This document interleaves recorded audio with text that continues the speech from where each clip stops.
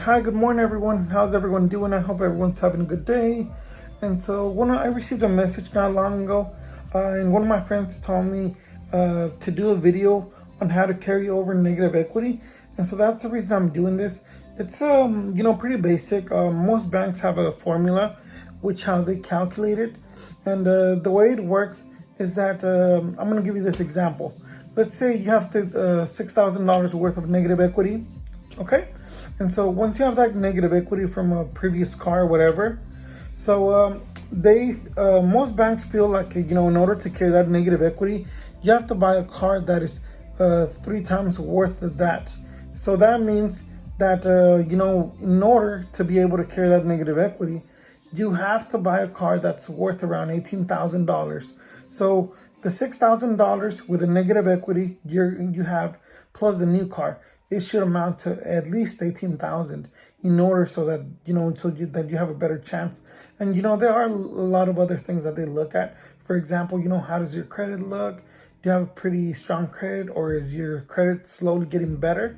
If if you're working on your credit, they can see that that you're working on your credit and whatnot.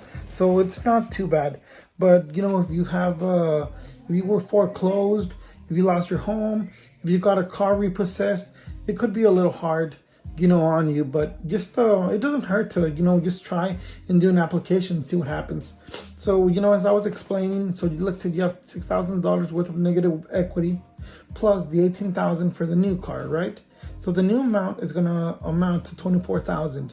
So in order for you to get a car, in order to be able to carry that negative equity, which is a lot. So the way you figure it out is 24, and depending, if they run a credit app, everything's all going to depend on how your job looks, how your debt to income ratio looks. Have you been working there for a while? So if you're not making that much money, it's going to be hard. But if you're making pretty good money, and still you don't have too much debt, you should be able to carry it. But always try and get a car that's newer. Pick a car also when you're going to try and carry negative equity. Make sure that a car is within 3 years or newer so that you get a better interest, especially if your credit, is not very strong. It helps you out in the long run, okay?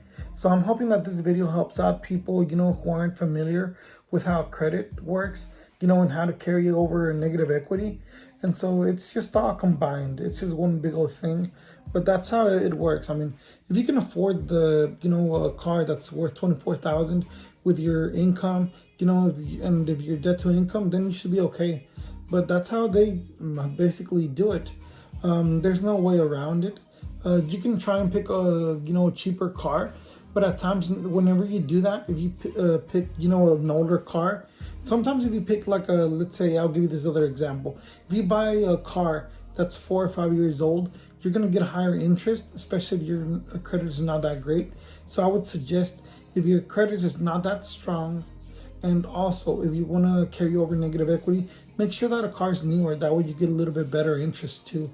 And that way you can carry, because you're going to be carrying a lot of negative equity too. And I did create a PDF showing how with the new amount. And of course, that new amount, once they run your credit, just know that the payment can change. It could go up. It's not just 24,000 divided by 60 months or 72 months. It's not as easy as it looks. Once they run the application, everything else is going to be calculated. The interest, what the interest you're going to be paying on the new car and everything else. So there's a lot of other things.